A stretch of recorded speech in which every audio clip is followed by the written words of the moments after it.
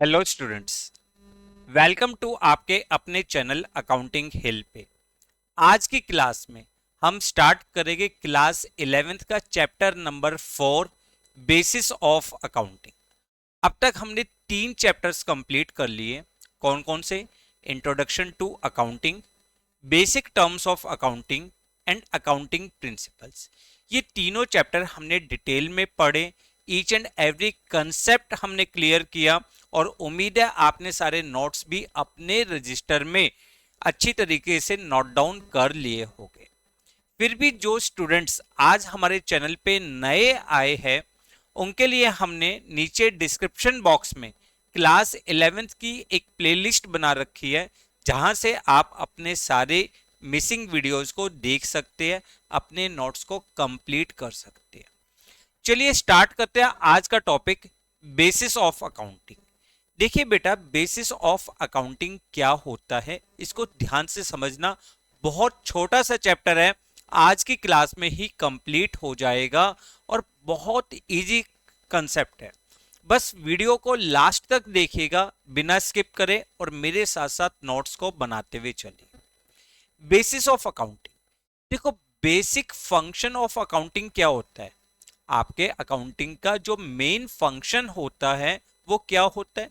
To find out the profit, to find out the profit and profit of the business can be find out by two methods. One is cash basis method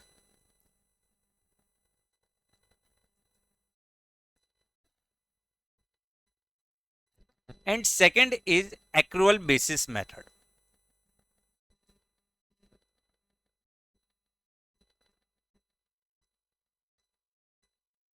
देखो मैंने आपको क्या कहा कि business के profit को हम दो तरीके से फाइंड आउट कर सकते हैं। पहला तरीका होता है कैश बेसिस अकाउंटिंग और दूसरा तरीका होता है एक्रूअल बेसिस ऑफ अकाउंटिंग। ठीक है, ध्यान से समझिएगा इस कंसेप्ट को कि प्रॉफिट अर्न्ड और loss incurred by the business can be determine either by cash basis of accounting and accrual basis of accounting. आज की क्लास में हमें इन्हीं दो टॉपिक्स को क्लियर करना है कि कैश बेसिस अकाउंटिंग किसे कहते हैं, इसके क्या एडवांटेज होते हैं, क्या डिसएडवांटेज होते हैं, और एक्रूअल बेसिस ऑफ अकाउंटिंग में हम प्रॉफिट्स को किस तरीके से कैलकुलेट करते हैं, इसके एडवांटेज, इसके डिसएडवांटेज। देखिए आज की क्लास बहुत इंटरेस्टिंग है, बहुत ही इंटरेस्टिंग, बट ध्यान से पेशेंस के साथ मेरी बात को सुनिएगा। मेरा दावा है चैप्टर एंड होने तक, क्लास एंड होने तक आपको पूरा चैप्टर बहुत अच्छी तरीके से समझ में आ जाएगा। पहले पढ़ते हैं कैश बेसिस ऑफ अकाउंटिंग। क्या होता है कैश बेसिस ऑफ अकाउंटिंग? देखो, cash basis of accounting means transactions are recorded only when they settled in cash। ध्यान से सुनिए, transactions are recorded, transactions are recorded only when they settled in cash। जब आपका transaction cash में settle होता है तो हम उस ट्रांजैक्शंस को रिकॉर्ड करेंगे। इसका मीनिंग क्या हुआ? इसका मीनिंग हुआ कि हम इस बेस पे, जब हम कैश बेसिस ऑफ अकाउंटिंग करते हैं तो हम कोई भी क्रेडिट ट्रांजैक्शंस रिकॉर्ड नहीं करते। देखो ध्यान से समझिए कंसेप्ट को कि transactions are recorded only when they settled in cash. हम ट्रांजैक्शंस को जब ही रिकॉर्ड करेंगे जब वो कैश में सेटल होगा, whether they related to current period और नॉट, वो चाहे किसी भी पीरियड से रिलेट करता हो। जब हमने उसको कैश रिसीव्ड किया तो हमारे लिए कैश इनकम हो गई, जो हमने कैश पे किया तो वो हमारे लिए कैश एक्सपेंस हो गया, हम उसको रिकॉर्ड करेंगे। फॉर एग्जाम्पल, अगर हमने एक सेल करी 25 मार्च 2023 को और इसका कैश जो रिसीव्ड हुआ वो हमें रिसीव्ड हुआ 20th मई 2023 में। तो ये जो इनकम है आपकी, ये इनकम नेक्स्ट फाइनेंशियल ईयर यानी जब आपने मई में इसको रिसीव्ड किया है तब की इनकम मानी जाएगी। ठीक है। Cash basis system means a system in which transactions are recorded only when they settled in cash। इसका मतलब दोबारा से देखो, बार बार ये लाइन इसलिए एक्सप्लेन कर रहा हूं ताकि आपको ये कंसेप्ट बहुत अच्छी तरीके से क्लियर हो जाए, आज की क्लास में ही ये सारा कंसेप्ट लर्न हो जाए। Under this basis revenue is recognised on receipt of cash. आपकी इनकम कब मानी जाएगी? जब आपने उसको कैश में रिसीव्ड कर लिया। And expenses are recorded only when they are paid in cash. हम एक्सपेंस को जब ही रिकॉर्ड करेंगे जब वो कैश में पे हो जाएगा। क्लियर? इसका मतलब क्या हुआ? इसका मतलब हुआ credit transactions are not recorded. Credit transactions जो है, हम यहां पर कोई भी क्रेडिट ट्रांजेक्शन्स रिकॉर्ड नहीं करेंगे, are ignored till cash in actual received और पेड फॉर देम। जब तक हमने कैश रिसीव ना कर लिया हो या कैश पे नहीं कर लिया तो हम इस ट्रांजेक्शन्स को रिकॉर्ड नहीं करेंगे। मतलब ये हुआ कि अगर आपने कैश रिसीव किया तो आपके लिए इनकम रिकॉर्ड होगी, कैश पे किया तो आपके लिए एक्सपेंस रिकॉर्ड होगा, चाहे वो किसी भी टाइम पीरियड से बिलोंग करता हो। ठीक है सर, ये मेथड कौन से फर्म्स के लिए फायदेमंद होता है? ये मेथड वहां पे यूज किया जाता है जहां पे मैक्सिमम ट्रांजैक्शंस आपके कैश बेसिस पे हो। मैक्सिमम ट्रांजैक्शंस कैश के बेस पे हो, कैश रिसीव्ड करते हो और कैश पे करते हो। फॉर एग्जांपल, जो प्रोफेशनल पीपल्स होते हैं जैसे लॉयर हो गया, डॉक्टर हो गया, सीए हो गया, वहां पे आप इसको रिकॉर्ड कर लोगे। क्यों? डॉक्टर आपसे जब आपसे कंसल्टेशन देता है आपको तो आपसे कैश रिसीव्ड करता है हाथ के हाथ।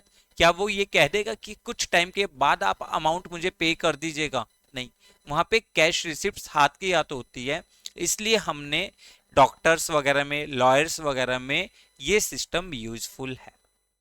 इस सिस्टम के अकॉर्डिंग हम outstanding expense, prepaid expense, accrued income, इनकी कोई भी एंट्री नहीं करते। अब इसके फायदे क्या है? देखो, हर चीज के कुछ फायदे होते हैं, कुछ कमियां होती है। इसके फायदे क्या है? ये बहुत सिंपल मेथड है। क्यों? क्योंकि हमें कोई भी पर्सनल जजमेंट की जरूरत नहीं होती। जब कैश रिसीव कर लो तो इनकम मान लो, कैश पे करते हो तो उस टाइम में उसको एक्सपेंस मान लीजिए। क्लियर? बहुत सिंपल मेथड है, कोई भी स्पेशल स्किलनेस की जरूरत नहीं होती। किस बिजनेस के लिए सूटेबल है? Suitable for those business where most of transactions are on cash basis. ये उस बिजनेस के लिए ज्यादा सुटेबल है जहां पर मैक्सिमम ट्रांजेक्शन्स आपके कैश बेसिस पे। बट इसकी बहुत सारी कमियां भी होती है। क्या कमियां है? सबसे पहले कमी है, it does not give a true and fair view of profit और loss and financial position of the firm. Sir, इस लाइन का मीनिंग क्लियर करो। इस लाइन का मीनिंग क्लियर करते हैं। देखो बेटा, जैसे मैंने आपको बोला कि आपने 25 मार्च 2023 में एक क्रेडिट सेल करी 5 लाख रुपीस की। ठीक है, और इसका कैश जो रिसीव्ड हुआ, कैश रिसीव्ड हुआ 20th मई 2023 में। अब जब हम 31 मार्च 2023 को फाइनेंशियल ईयर एंड कर रहे हैं तो क्या ये सेल जो हमने इस टाइम पीरियड में करी थी, हम इसको रिकॉर्ड करेंगे? नहीं करेंगे ना। क्यों? क्योंकि कैश रिसीव्ड नहीं हुआ। ये कब की सेल मानी जाएगी? 20th मई की सेल मानी जाएगी। अब मैंने मार्च की सैलरी, मार्च में 31 मार्च को एक सैलरी एडवांस पे कर दी। एक सैलरी मैंने एडवांस पे कर दी ₹50,000 की। अब ये एडवांस सैलरी है, नेक्स्ट फाइनेंशियल ईयर से बिलोंग करती है, बट ये मैंने यहीं पर 31 मार्च को पे कर दी, तो ये मेरा एक्सपेंस काउंट हो गया। अब क्या आपको लगता है कि हमारा ट्रू प्रॉफिट निकलेगा?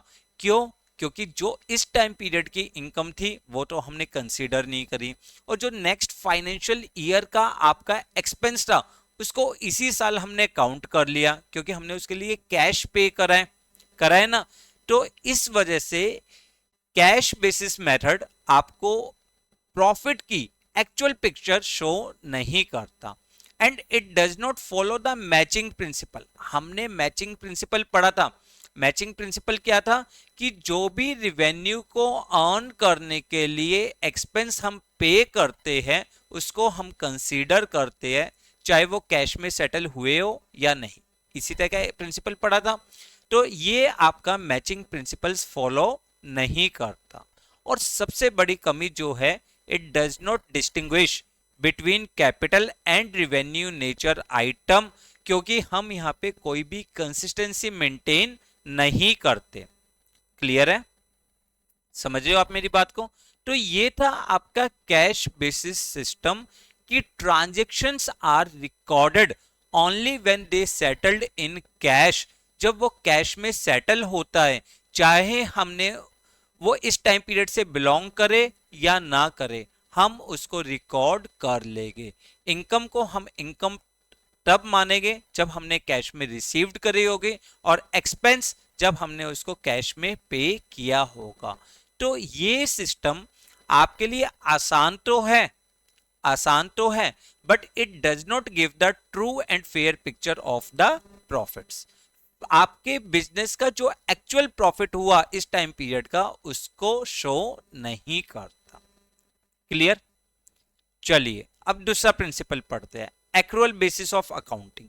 ये देखिए, ये वैसे हमने पढ़ा है कहां पे? जब हमने बेसिक कंसेप्ट पढ़े थे अकाउंटिंग के, जब हमने अकाउंटिंग की अजम्पशंस पढ़ी थी। एक्रूअल बेसिस में क्या पढ़ा था हमने कि transactions are recorded only when they occurred. जब कोई ट्रांजैक्शंस होता है, जिस टाइम पीरियड में वो रिलेट करता है, हम उसको उस टाइम पीरियड में रिकॉर्ड करते हैं, चाहे वो कैश में सेटल हुआ हो या नहीं हुआ। ठीक है? क्या पढ़ा था हमने? Under this system transactions are recorded only when they occurred whether they are settled in cash और नॉट। चाहे वो कैश में सेटल हुआ हो या नहीं हुआ। Under this basis income is recorded as income when it is earned और accrued irrespective of the facts whether cash is received or not। चाहे हमने उसके लिए कैश रिसीव्ड किया हो या नहीं किया हो, आप इनकम को उस टाइम पीरियड के इनकम कंसीडर करोगे जिस टाइम पीरियड में वो इनकम आपने अर्नड करी है। फॉर एग्जाम्पल, अभी हम जो एग्जाम्पल ले रहे थे कि अगर हमने 25 मार्च को एक क्रेडिट सेल करी और इसका कैश हमने रिसीव्ड किया 20 मई को, तो कैश बेसिस सिस्टम में ये इनकम कब की मानी जाएगी? नेक्स्ट फाइनेंशियल ईयर की। बट अगर हम एक्रूअल बेसिस सिस्टम लेते हैं तो ये इनकम आपकी इसी टाइम पीरियड की बिलोंग करेगी, 31 मार्च 2023 से ही बिलोंग करेगी, क्योंकि आपने इस टाइम पीरियड में इस सेल को कंप्लीट किया। ठीक है? और इसी तरीके से एक्सपेंस भी जिस टाइम पीरियड से रिलेट करते हैं उसी टाइम पीरियड में रिकॉर्ड किए जाते हैं। ठीक है?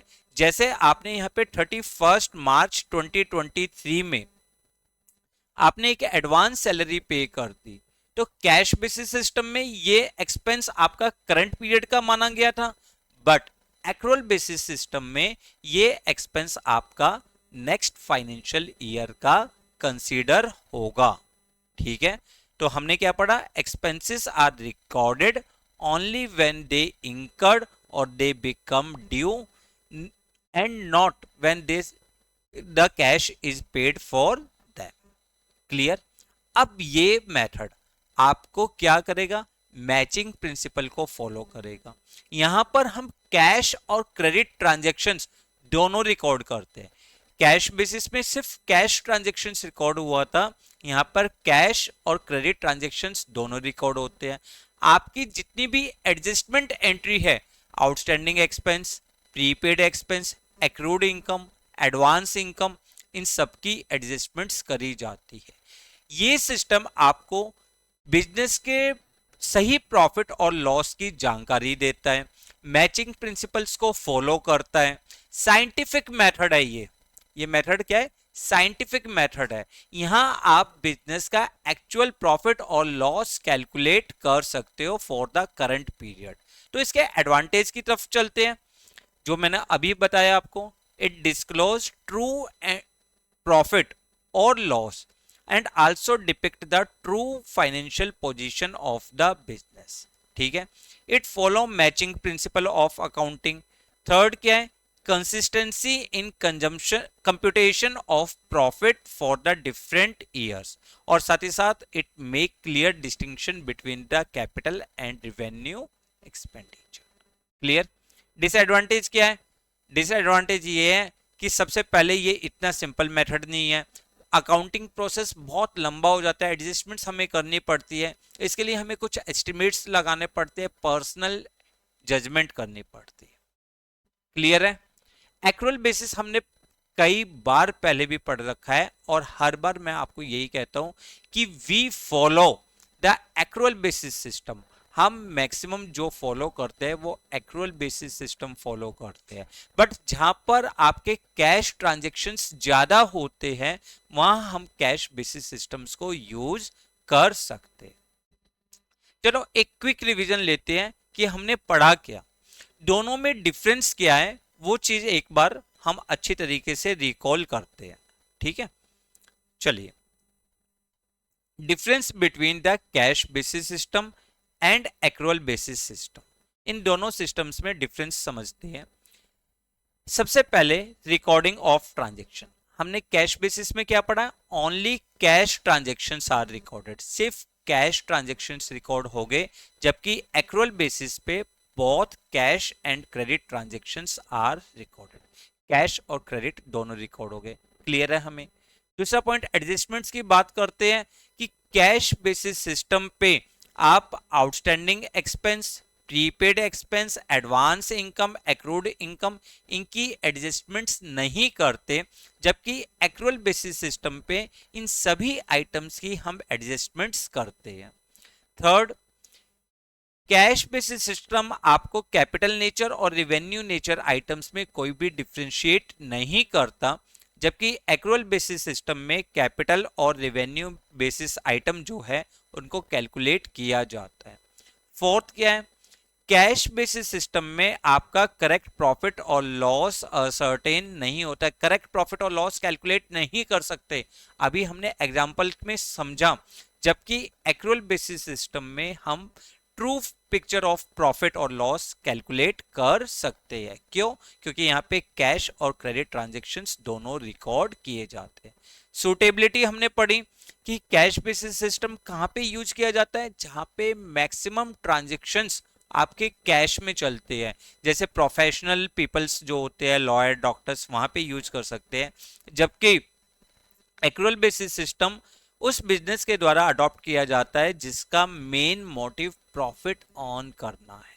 मेन मोटिव क्या है? प्रॉफिट अर्न करना। तो क्लियर है ये आपको? पक्का पढ़िए इस सारे कंसेप्ट को अच्छी तरीके से। चलिए अब हम एक क्वेश्चन की प्रैक्टिस करते हैं जो हमारे कंसेप्ट को और ज्यादा इंप्रूव करेगा। देखो आपकी स्क्रीन पे एक क्वेश्चन है, इस क्वेश्चन को पहले ध्यान से पढ़ते हैं, फिर समझते हैं कि दोनों बेसिस पे हम प्रॉफिट क्या क्या होगा। From the following information determine profit earned और loss incurred when cash basis of accounting is followed and when accrual basis of accounting is followed. आपको दोनों मेथड से फर्म का प्रॉफिट निकालना है। पहले कब? जब आप कैश बेसिस से ले रहे हो। दूसरा कब? जब आप क्रेडिट बेसिस ले रहे हो। देखो क्या क्या दिया है? Cash cell, credit sale, outstanding salary and wages, insurance paid in advance, outstanding electricity expense, income received excluding income received in advance, income received in advance, income earned but not received, cash purchases, credit purchases, आपका उसके बाद क्या है, salaries and wages paid, electricity expense paid, insurance expenses paid including prepaid. अब आपको यहां पर cash basis और एक्रुअल बेसिस दोनों के बेस पे प्रॉफिट को कैलकुलेट करना है। ठीक है, करें।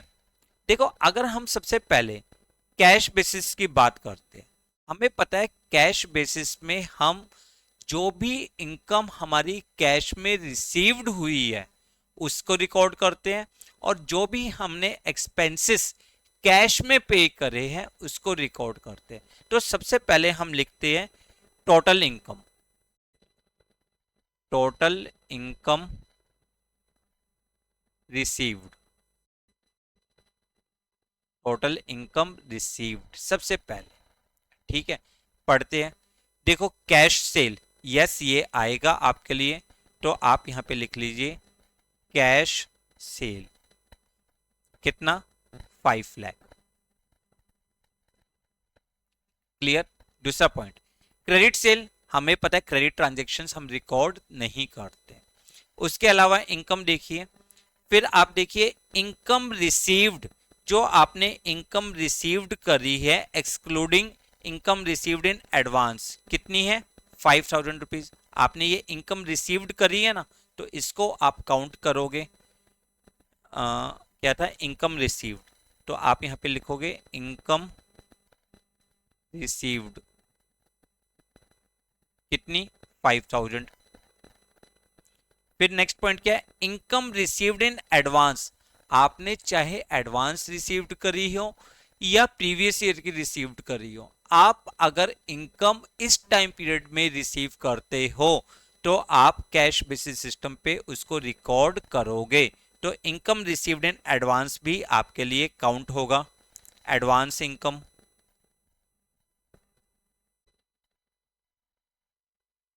1000। ठीक है, फिर आगे पढ़ते हैं, income earned but not received, ये काउंट नहीं होगा। बाकी तो फिर आपके लिए एक्सपेंसेस है, यानी आपकी टोटल इनकम हो गई 5,06,000, 5,06,000। अब हम क्या लेंगे, total expenses paid, total expenses paid, जो हमने टोटल एक्सपेंसेस पे करे हैं कौन कौन से। सबसे पहले देखते हैं कैश परचेजेस, कैश परचेज आपके लिए एक्सपेंस है, इसको काउंट करोगे, और क्रेडिट परचेज को काउंट नहीं करोगे। तो सबसे पहले आपके लिए आएगा कैश परचेज, हाउ मच, 2,75,000 सबसे पहले। ठीक है, फिर देखते हैं, अब ऊपर से चलते हैं एक एक पॉइंट जो हमने मिस किया। आउटस्टैंडिंग सैलरी एंड वेजेस नहीं एंट्री होगी। इंश्योरेंस पेड इन एडवांस, आपने एडवांस पे किया है पर पे तो करंट पीरियड में किया है, आप इसको कंसीडर करोगे। इंश्योरेंस पेड इन एडवांस कितना था, 2,500। ठीक है ना, 2,500।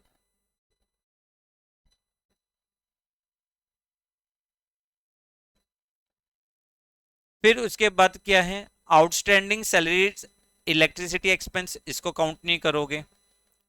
फिर salaries and wages paid, yes ये कंसीडर होगा 44,000।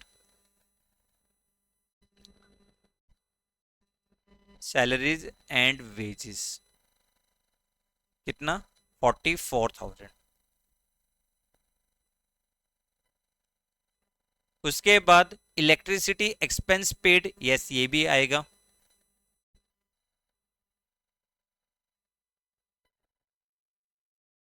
11 कितना था, 11,000। और फिर आपको लिखा है insurance expense paid including prepaid. अच्छा, प्रीपेड इसमें इंक्लूड है, ये ध्यान रखना, हमने यहाँ पे पहले ही पढ़ लिया था। ये 2500 हमने नोट कर लिया था, इसको या तो आप रब कर सकते हो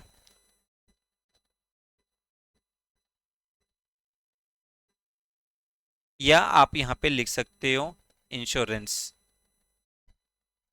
कितना 7500। आपकी इच्छा है, आप वहां पे काउंट करो या, क्योंकि हमने क्वेश्चन पूरा नहीं पढ़ा था, गलती हमारी है, हमें क्वेश्चन पढ़ना चाहिए था। यहाँ 2500 के बजाय सीधा 10,000 लिख सकते थे। अब अगर इसका आप टोटल करते हो तो this total will be equal to 3,40,000। और कैश बेसिस सिस्टम के अकॉर्डिंग जो आपका प्रॉफिट आया, प्रॉफिट फॉर ईयर, आपका जो प्रॉफिट आया दिस विल बी 1,66,000। क्यों? हमने यहाँ पे सिर्फ कैश इनकम और कैश एक्सपेंस काउंट करे हैं। क्लियर है आपको? कंफर्म? देखो ध्यान से इसको नोट करिए। Cash basis system is a system in which transactions are recorded only when they settled in cash, ठीक है, whether they related to current period और नॉट।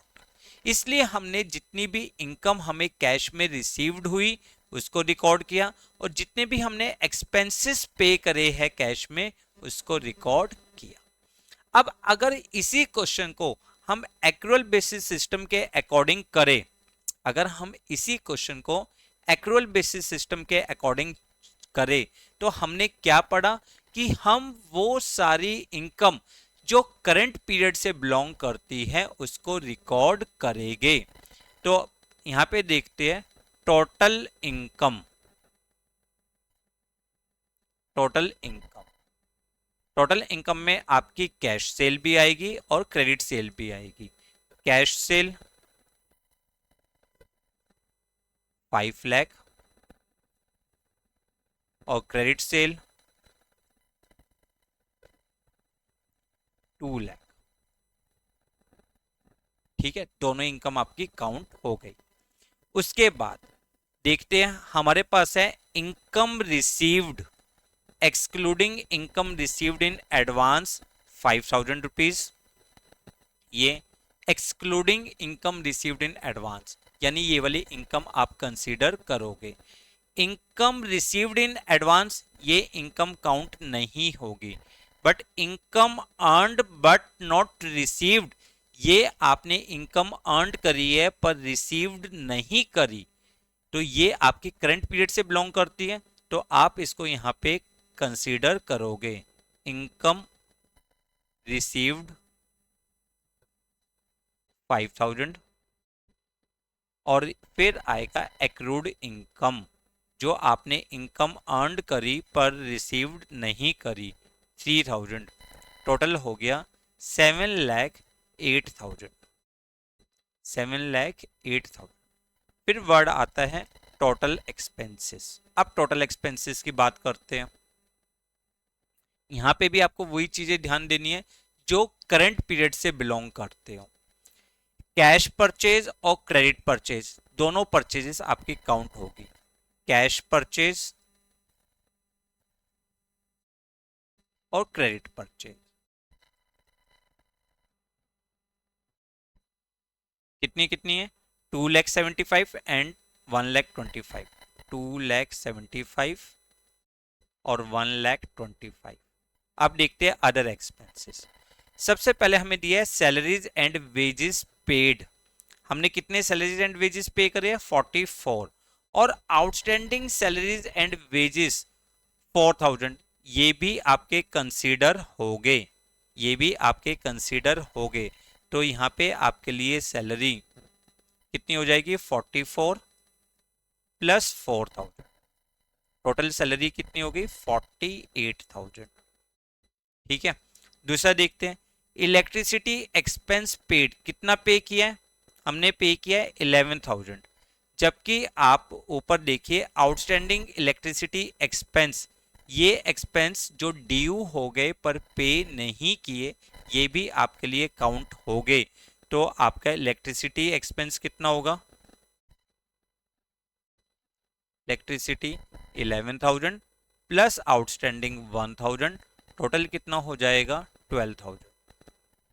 ठीक है, उसके बाद इंश्योरेंस एक्सपेंस पेड, हमने कितने इंश्योरेंस एक्सपेंस पे किया है 10,000, जिसमें प्रीपेड एक्सपेंस आपका कंसीडर कर रहा है। और ऊपर आपको बताया था इंश्योरेंस पेड इन एडवांस कितना है 2,500, जो इस टाइम पीरियड से बिलोंग नहीं करता, तो हम इसको कंसीडर नहीं करेंगे। इंश्योरेंस आपके लिए 10,000 में से जो आपका एडवांस है उसको माइनस कर दो, करंट पीरियड का हो जाएगा 7,500। ठीक है, अब ये टोटल कितना हो गया 4 लाख, 4,48,000, 4,60,000, 4,67,500। और फिर हम यहाँ पे प्रॉफिट कैलकुलेट कर लेंगे। प्रॉफिट कितना होगा अगर आप माइनस करते हो 2,40,500। ठीक है, आपने एक ही क्वेश्चन को देखा कि जब हमने कैश बेसिस सिस्टम पे लिया तो हमने कैश सेल, कैश इनकम को इनकम माना और कैश एक्सपेंसेस को हमने एक्सपेंस माना। वहां पे हमारा प्रॉफिट कितना आया 1,66,000। और जब हमने एक्रूअल बेसिस सिस्टम को फॉलो किया तो हमने income related to current period, चाहे वो हमें रिसीव्ड हुई हो या नहीं हुई हो, वहां पे हमारी इनकम आई 7,08,000 और जो भी expense related to current period थे वो हमने रिकॉर्ड करे और यहाँ पे हमारा प्रॉफिट आया 2,40,500। Clear, confirm. तो आप ये दोनों पॉइंट्स बहुत अच्छी तरीके से नोट करिए जो मैंने बताया, इसके सॉल्यूशंस भी देख लीजिए। अब ये था हमारा टॉपिक आज का, कैश बेसिस सिस्टम और एक्रूअल बेसिस सिस्टम। एक बार क्विक रिवीजन लेते हैं। Cash basis system is a system in which transactions are recorded only when they settled in cash whether they related to current period और not. जबकि accrual basis system में transactions are recorded only when they occurred whether they settled in cash और not. Cash basis में हम सिर्फ cash transactions को record करते हैं, क्रेडिट बेसिस पे और एक्रूअल बेसिस पे हम कैश और क्रेडिट दोनों ट्रांजैक्शंस को रिकॉर्ड करते हैं। कैश बेसिस पे आपकी outstanding expense, prepaid expense, accrued income, advance income, इनकी कोई एडजस्टमेंट्स नहीं होती, जबकि एक्रूअल बेसिस पे इनकी एडजस्टमेंट्स करते हैं। Clear, confirm. अब आप इस चैप्टर को बहुत अच्छी तरीके से पढ़िए। नेक्स्ट क्लास में हम नया चैप्टर स्टार्ट करेंगे, अकाउंटिंग इक्वेशन। वीडियो पसंद आने पे इसको लाइक और शेयर करना मत भूलिए। क्यों? क्योंकि आपका एक लाइक और एक शेयर हमें अप्रिशिएट करता है और भी ज्यादा मेहनत करने के लिए। चैनल को सब्सक्राइब करें, बेल आइकन को प्रेस करें ताकि आने वाले सारे नोटिफिकेशन आपको मिलते रहे। Thanks a lot for watching the video.